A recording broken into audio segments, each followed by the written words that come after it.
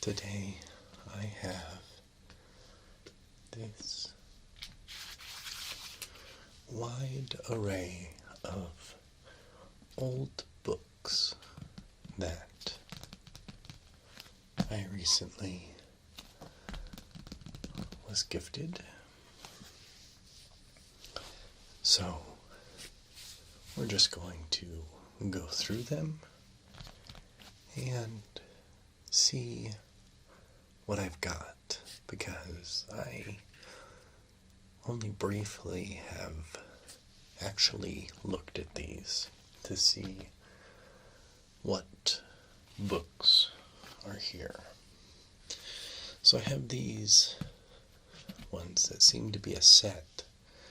I've got the green cover with the red binding. They're in kind of rough shape, not too bad, but you can see there's some discoloration here. So this book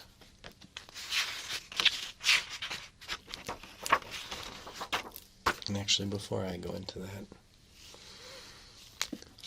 it's interesting how old books have a common smell. And I actually quite enjoy the smell of old books. So this book is Muhammad Ali and His House, an historical romance by El Mulbach. Translated from the German by Chapman Coleman. New York, Hale Fowl Publisher, 1906. The copyright is 1871 and 1893, but the publisher is 1906. So I wonder if that's when this book was printed. The set of books, actually. Okay, so the next one.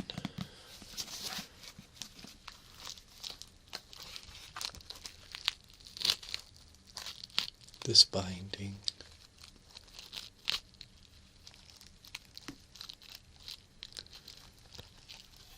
It's coming apart a little bit.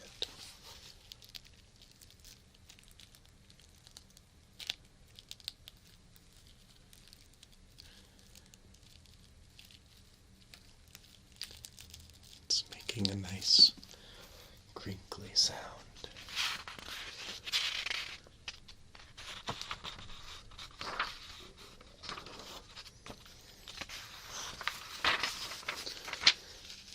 This book is Prince Eugene and His Times, an historical novel, again by L. Mulbach,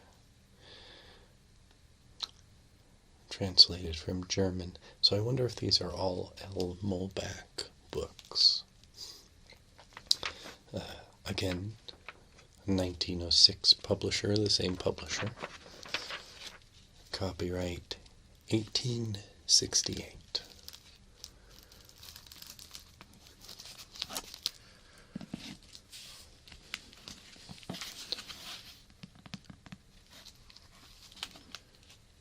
So it looks like a few of these have some light damage to the binding. So it looks like these have been translated by different people, all from German, again by L. Mulbach.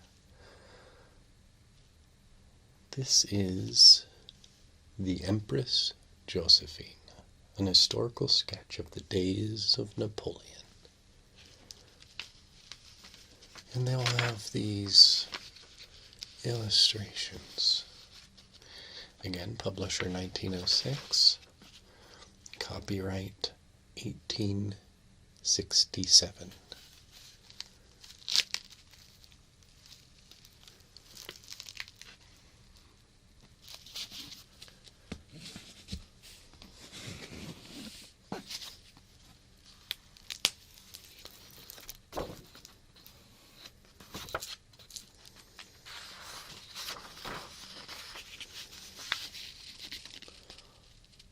Andreas Hofer, an historical novel.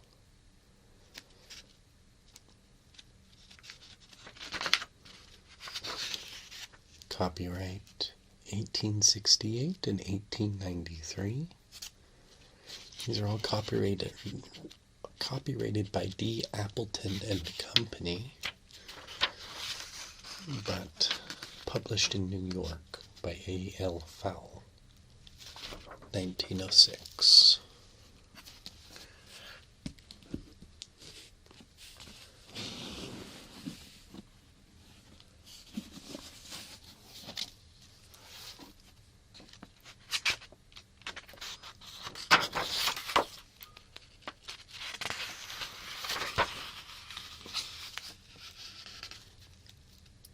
This book is Frederick the Great and His Court, an historical romance.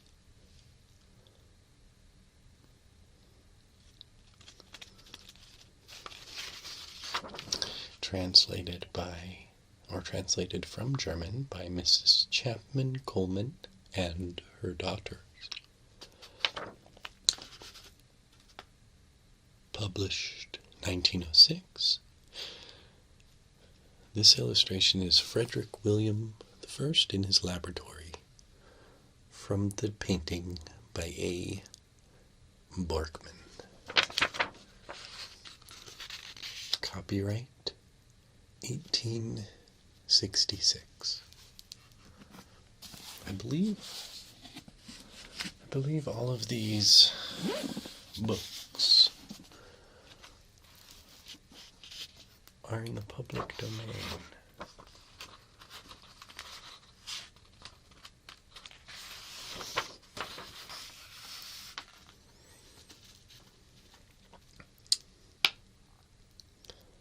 Berlin and Sanssouci, or Frederick the Great and His Friends, an historical romance. Translated again by Mrs. Chapman Coleman and her daughters. A picture of Voltaire. Copyright 1867.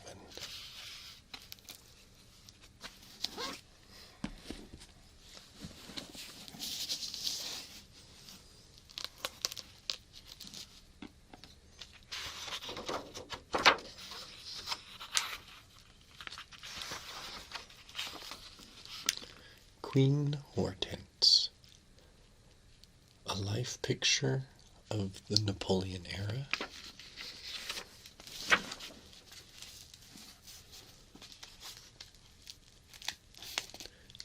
The illustration is General Bonaparte suppressing the revolt of the sections, from an engraving by Lefleur. Translated from German by Chapman Coleman. Copyright 1870.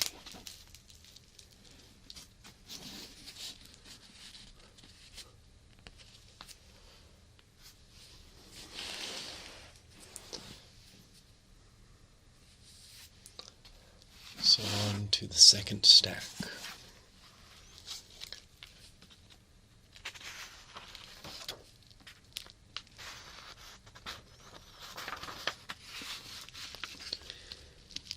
Henry VIII and His Court, or Catherine Parr, an historical novel. Translated from German by Reverend H. N. Pierce, D.D.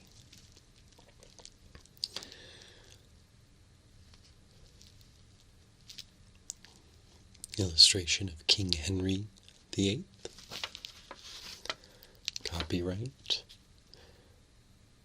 1864 by S.H. Gottsell, and then copyright 1867 by D. Appleton and Company.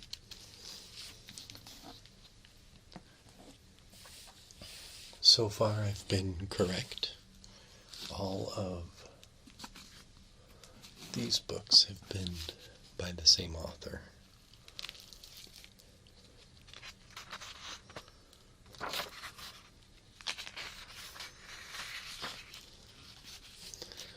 Napoleon in Germany, Louisa of Prussia and Her Times, an historical novel, translated from the German by F. Jordan. Here's a illustration of Louisa, Queen of Prussia. Copyright 1867.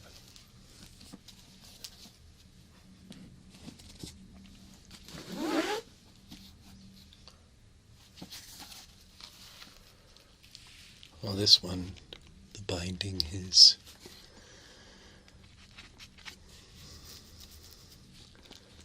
still holding, but it's separating from the hardback here.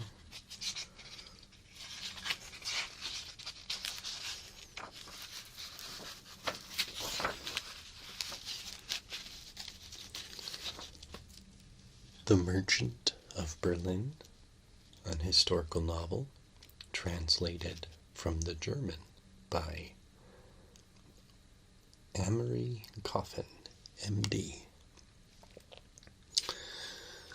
The illustration is Fyodor's visit to the garden. Copyright 1866.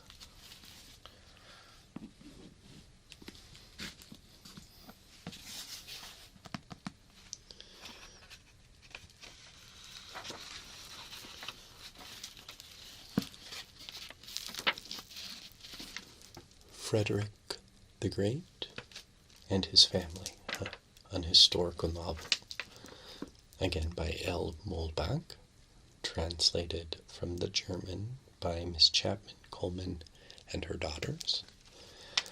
It's interesting how some of them say from the German. It's interesting. The illustration is Frederick and the Countess. Copyright 1867 and 1893, again by D. Appleton and Company.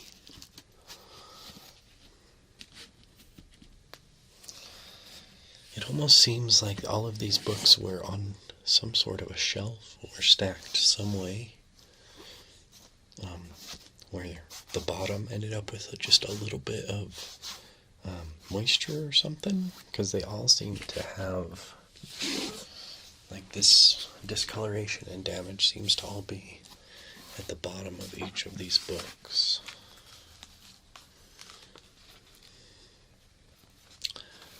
This seems to be missing a couple pages at the beginning, and again the binding is rough. The cover is becoming separated. This is Marie Antoinette and Her Son, an historical novel translated from the German by Reverend W. L. Gage.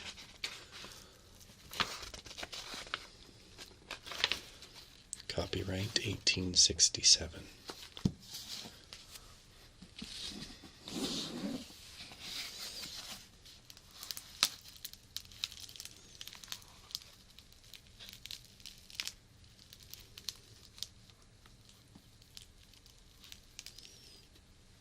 This one's intact, but it's got some good crinkle to the pages.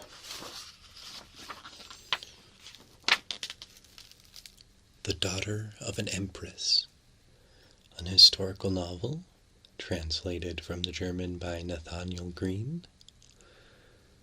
Let's see, illustration reproduced from an old engraving in the Universal magazine, The Empress of Russia.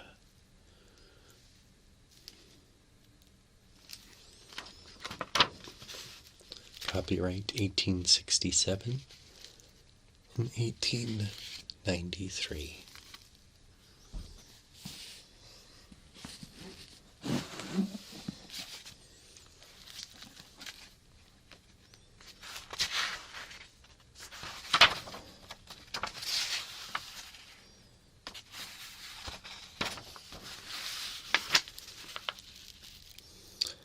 Napoleon in Germany. Napoleon and Blücher. An historical novel, translated from the German by F. Jordan. An illustration of Napoleon. Copyright 1867 and 1893.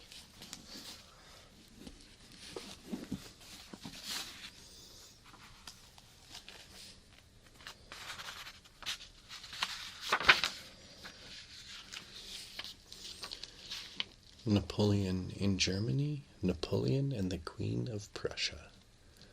An historical novel, translated from the German by F. Jordan. Another illustration of Napoleon. Copyright 1867 and 1893. Now, all of these books that I've shown so far are by L. Molbach and published A.L. Fowl, 1906. Again, I don't know if that's a print date or just when that publisher started publishing them. So next I have this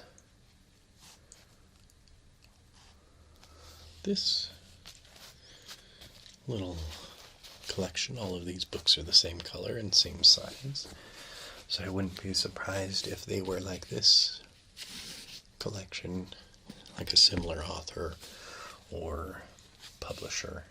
I think definitely publisher, because they all have the same symbol. So,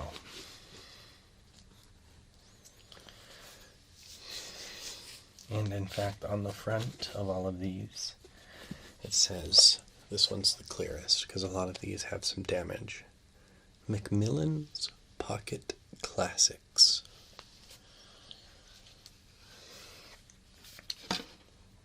Got some writing from a previous owner in here. This one is Wonder Book.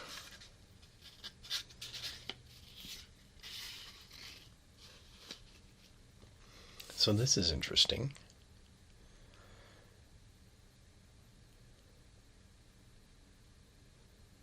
Macmillan's Pocket American and English Classics, a series of English texts edited for use in elementary and secondary schools with critical introduction, notes, etc.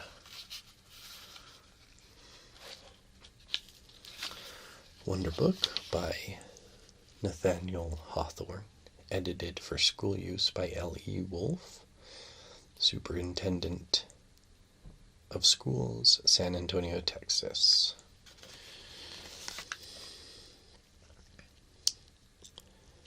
Okay, you've got a picture of the author, Nathaniel Hawthorne.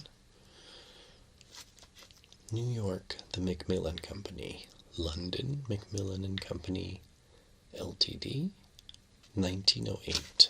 All rights reserved. Copyright 1905 by the Macmillan Company. Set up and electrotyped. Published February 1905, reprinted January 1907 and March of 1908.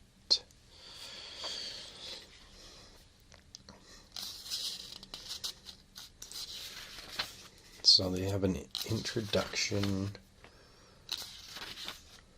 for the teacher, a preface.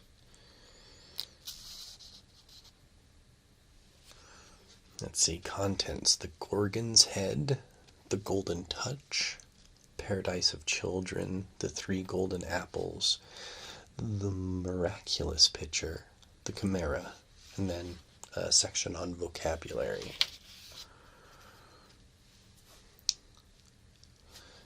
They've got some pronunciation guides here for some of the names in here.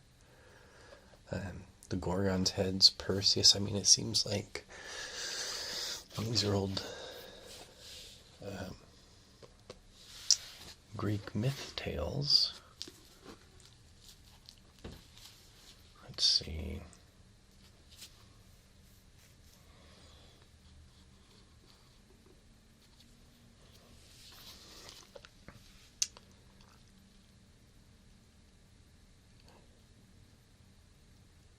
Looks like we've got some handwritten book checkouts as to like who these books were checked to in school, I'm guessing.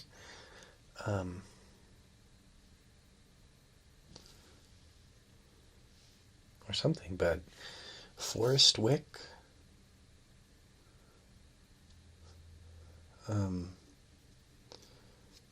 9A English, December 16th, 1910. So we've got written in pencil here from 1910. A little thing from Forrest Wick. Another thing from 1911. It's hard to read some of this writing. This book is Ivanhoe. So again, it looks like this series of educational books, I mean, they have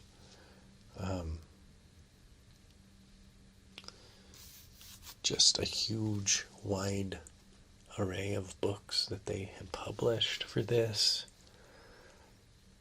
And here it says 16 MO cloth, 25 cents each. So I believe, yeah, originally these books would have been 25 cents. Ivanhoe is its own novel, so this is not like a collection of stories like the previous one. This is a full book. Ivanhoe, a romance by Sir Walter Scott, Bart, edited by Alfred M. Hitchcock, M.A., Hartford Public High School. Again, the Macmillan Company, copyrighted 1910. Picture of the author, Sir Walter Scott. And then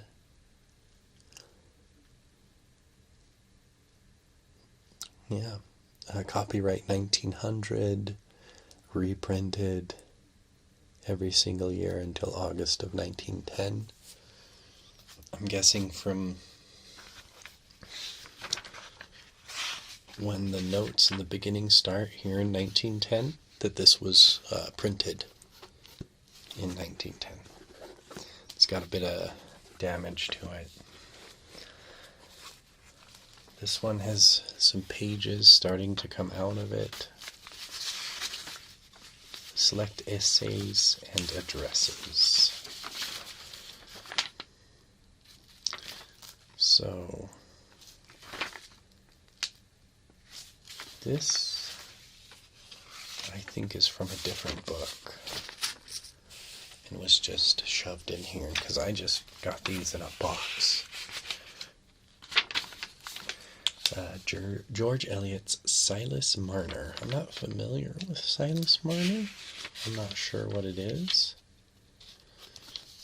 Got a little Macmillan Company symbol here.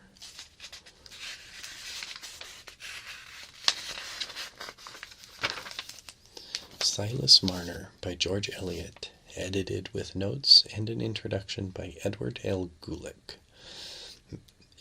A.M. Harvard Master of English in the Lawrenceville School, Lawrenceville, New Jersey. A child, more than all other gifts that earth can offer to declining man, brings hope with it and forward-looking thoughts. Wordsworth. There's an illustration of George Eliot. Copyright 1899. Reprinted almost every year up until 1910. Let's see. And they've got a bunch of notes about literary studies and bibliography. I don't see a table of contents, but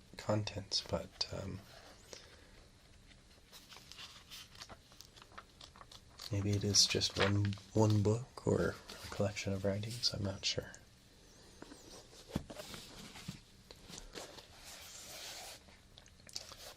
So the next Macmillan Pocket Classic is Tennyson's Princess.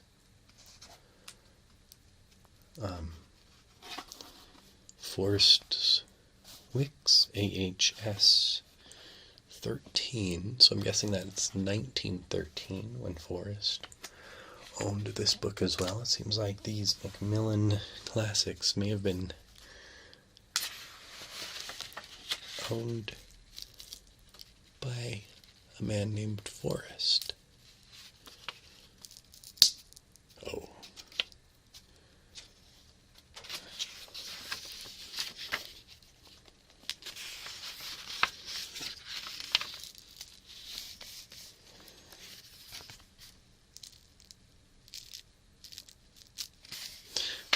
I like the sound, but I don't want to separate it too much. The Princess, a medley by Lord Alfred Lord Tennyson. Oh, whoops. Edited with notes and an introduction by Wilson Ferrand, A.M. Princeton, Associate Master of the Newark Academy, Newark, New Jersey. Copyright 1910, Alfred Lord Tennyson. Or not copyright, the publisher.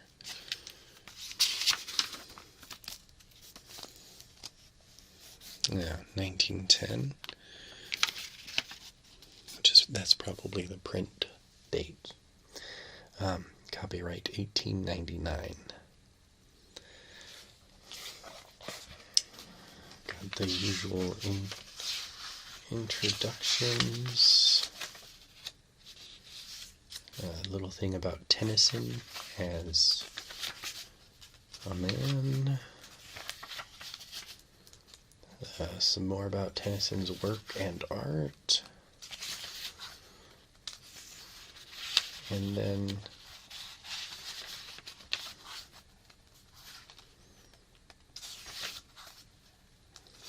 introductions about the princess, suggestions for students, and then the book, The Princess.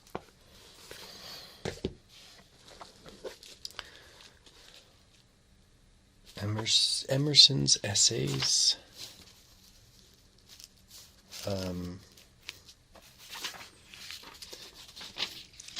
piece of paper with a drawing, The Ancient and Loyal Order of the Muse. I believe that the select essays and addresses belong in this book here. This one has come apart the most out of all of these books.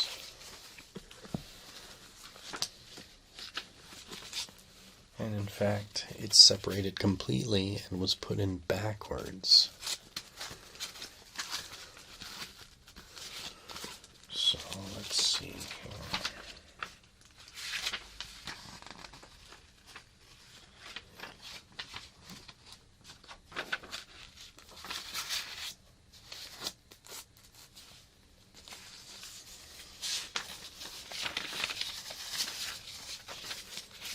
So these two pages belong here, or rather, yeah, they would belong here. This one appears just to be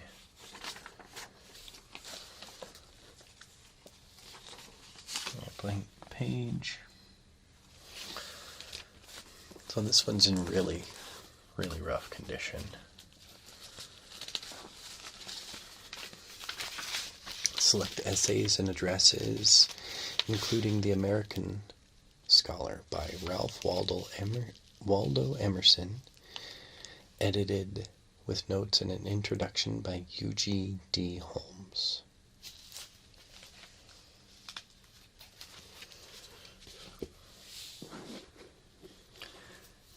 Goldsmith's The Deserted Village, etc.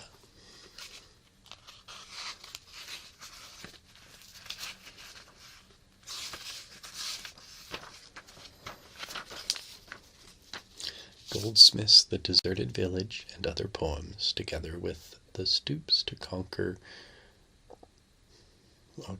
She Stoops to Conquer and The Good-Natured Man. Edited with an introduction and notes by Robert N. Whiteford. See an illustration of Oliver Goldsmith. Copyright 1905.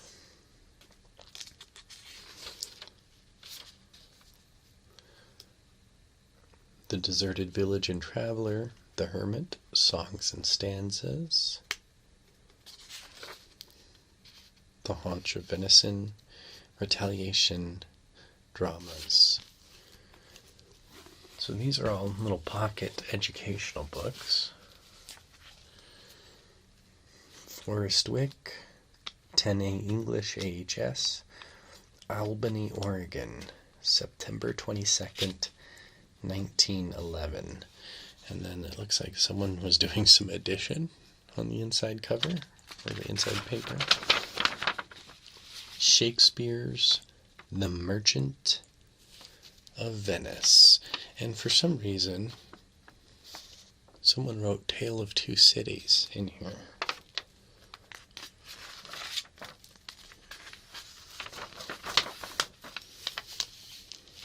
Shakespeare's The Merchant of Venice, edited with notes and introduction by Charlotte Whipple Underwood, instructor in English in the Lewis Institute, Chicago, Illinois. Copyright 1899. And,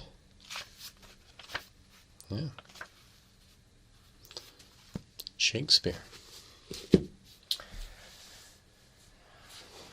Okay, so now I have just like a little stack of these mismatch books. These are not a collection. It does not appear.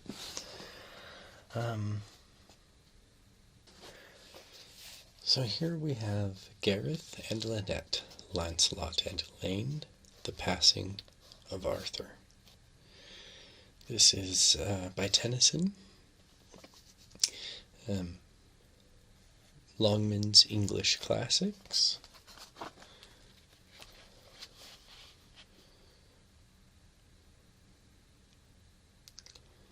Let's see.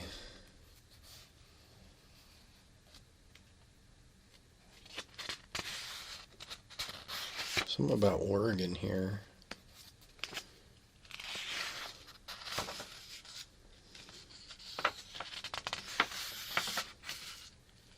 Tennyson's Gareth and Lynette, Lancelot and Elaine, and The Passing of Arthur. Edited with notes and an introduction by Sophie Chantel Hart, M.A., Associate Professor of Rhetoric in Wellesley College.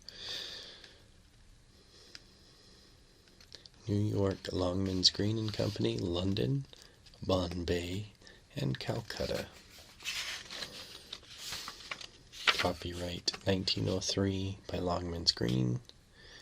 First edition, January 1903, reprinted September 1904, 1906, 1909, and 1911.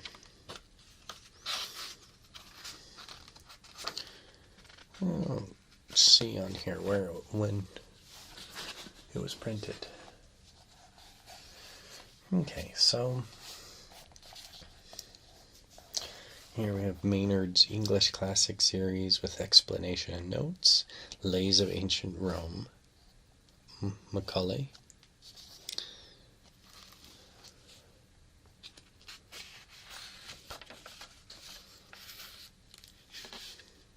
Lord Macaulay there.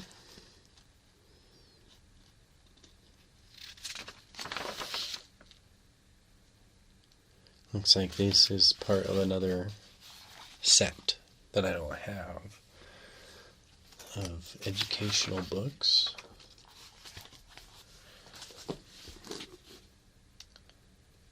Boswell's Life of Johnson, Herzberg.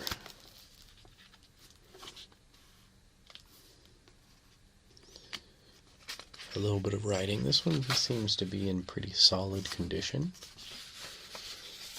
Although, I mean, we've got some writing in it. Dr. Samuel Johnson, from the portrait by James Opie, courtesy of National Portrait Gallery, London. Boswell's Life of Dr. Johnson, abridged and edited by Max Herzberg, head of the Department of English, Central High School, Newark, New Jersey. Copyright 1929. So this book is much newer, but there are just a lot of underlinings, circlings, writing, a lot of that in this book.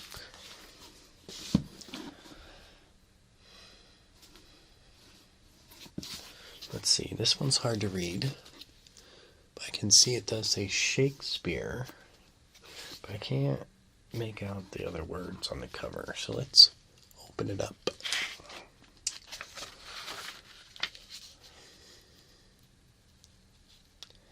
Shakespeare, King Henry IV, Part 1, Twelfth Night, the Tragedy of King Lear, The Tempest.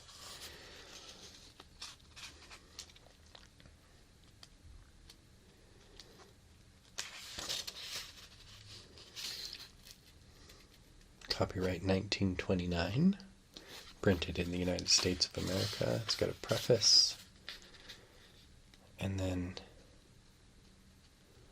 each one of the works of Shakespeare has an introduction to it. So I got 3 works of Shakespeare here. So on to this red book.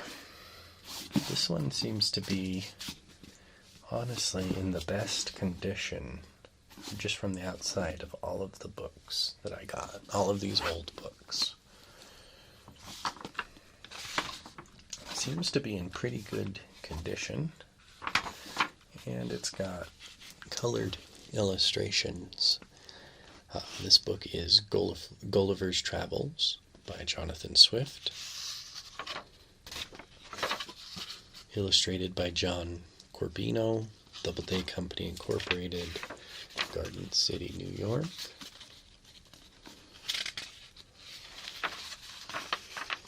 Illustrations, copyright 1945.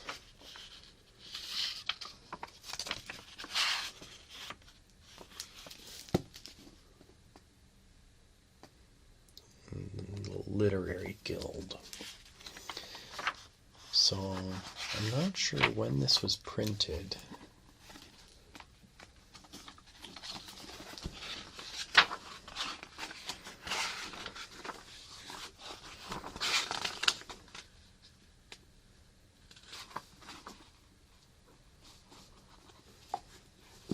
This seems to be in pretty good condition. Okay.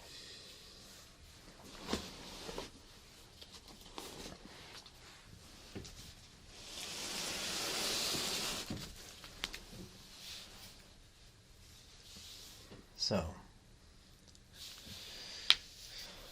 I have this last batch of old books, and all of these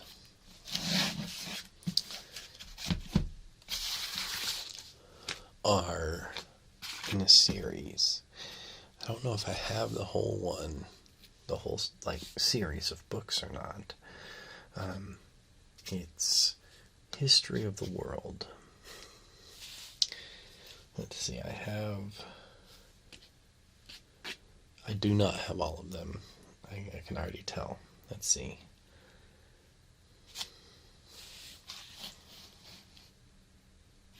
I think, okay, so I have Volume 1, Volume 2, Volume 3, Volume 4, Volume 5,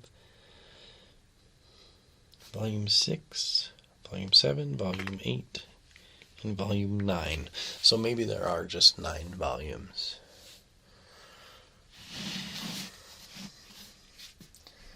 So let me dig down here We get volume 1. It's missing one of its covers. These ones are in really, really rough shape.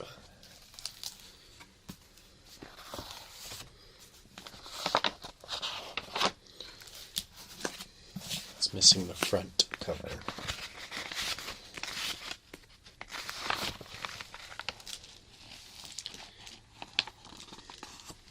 An illustration of the author. Nice beard. Good job, Mr. Ridpath, on the excellent beard.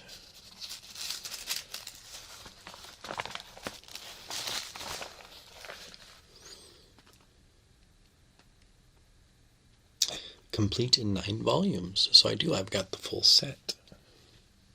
Ridpath's History of the World, being an account of the principal events of the career of the human race from the beginnings of civilization to present time, comprising the development of social institutions and the story of all nations from recent and authentic sources.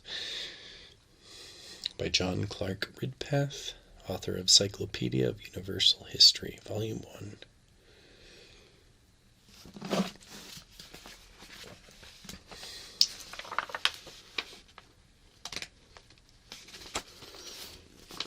Sold by subscription only. Okay, copyright 1894, 1896, 1897, 1899, 1900, 1901, and 1907.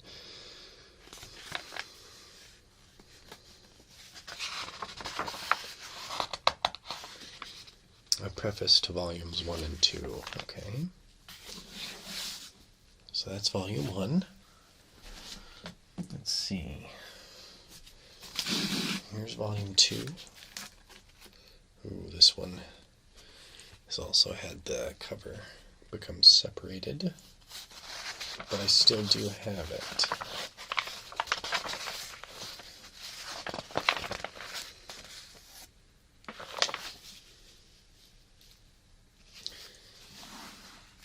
So, let's see, can I read?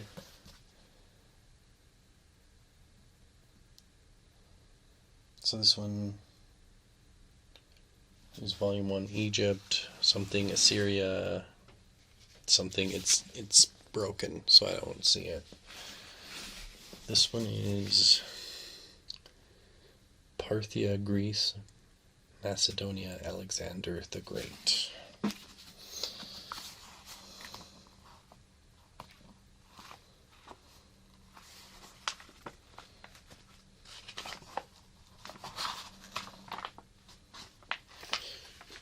So, all the same information. Ridpath's Universal History, Volume 2, Parthia, Greece, Macedonia.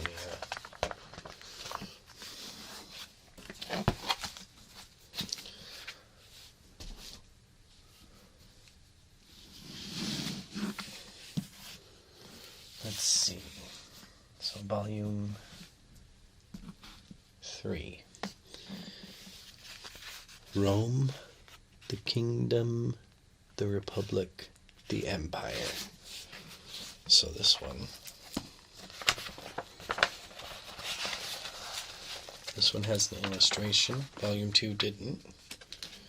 This illustration is The Death of Caesar.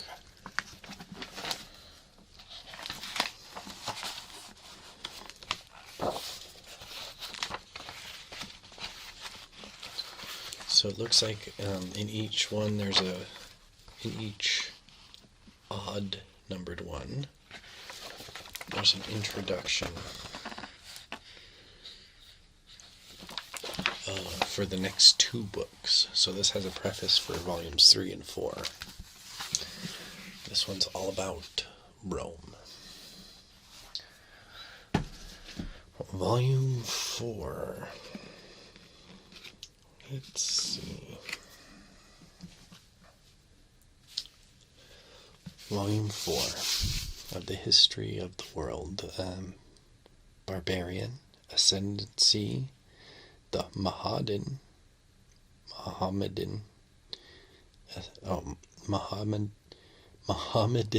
Ascendancy, Charlemagne, the Feudal Ascendancy, and the Crusades.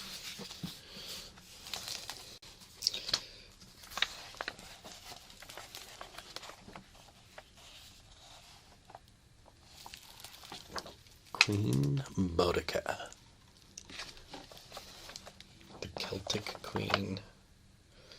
Barbarian Ascendancy. I think I would be interested in that one. Alright. Go to volume 5. Some of these are in decent condition and some are in quite poor condition.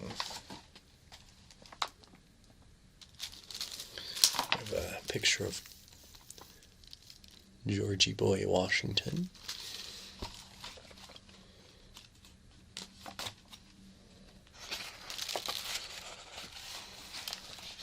See, this one is The People and the Kings, New World and Reformation. So, with George Washington and all of that, I would say it has probably a lot to do with the Enlightenment and America. Volume 6.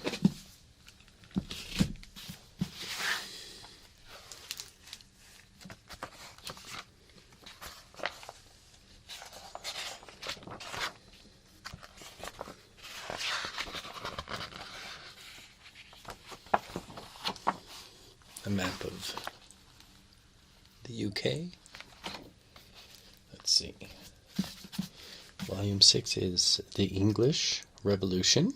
The English Revolution, Age of Frederick the Great, and The Age of Revolution. Volume 7 is, well, this one is just straight up the United States, Great Britain, France, and Italy.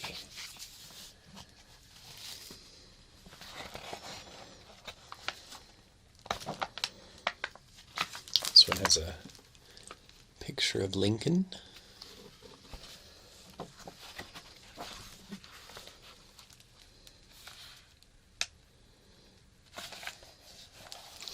Here, let's the United States, American Middle Ages. Okay. Should the observer take his stand at any conspicuous nation in the Western Europe and view the historical landscape in the summer of 1815, he would behold around the horizon the subsidence of a storm which had prevailed for more than a quarter of a century. A period of 40 years had elapsed since the outbreak of the American Revolution, and of 26 years since the assembly of the States General in France. To this very considerable extent of time, the elemental warfare had increased in violence to the close. The Battle of Waterloo may be regarded as the last burst of the tempest, the last tremendous effort of the human storm. After this event, the clouds rolled heavily back, and the light of peace, which had already illumined for some time the shores of the New World, began to shine fitfully along the coasts of Europe.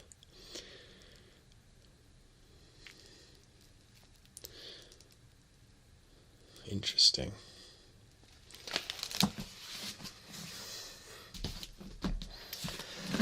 Okay, so volume 8. This one is in quite rough condition. Volume 8, Germany, Eastern Europe, Minor American States, Oriental Nations.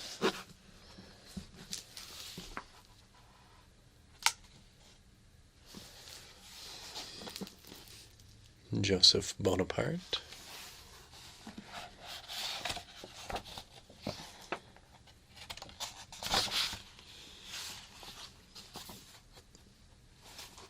France, Bourbon Restoration.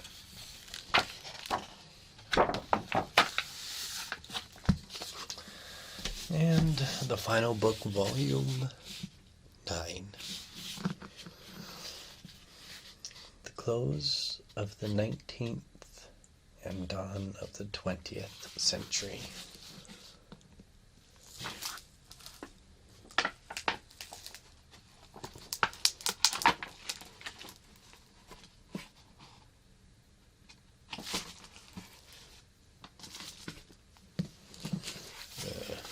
Picture of William McKinley, 24th President of the United States.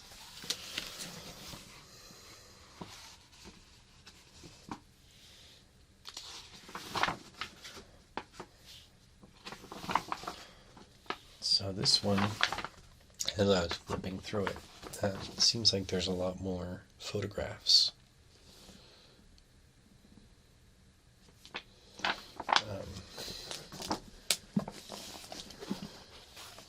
Since they're starting to get into the history or historical times where photography existed.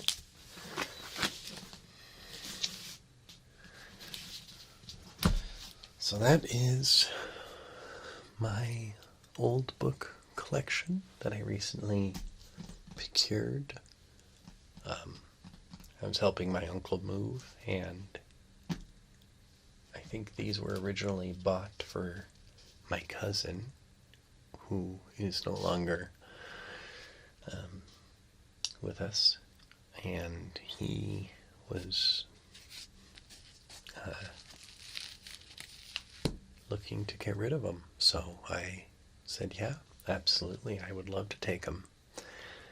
And I believe, like, all of the stories in these books, I believe they're all in the public domain, so I could conceivably read these on the channel with no concerns for copyright. Anyway, thank you all for coming by, and remember, my friends, keep wandering.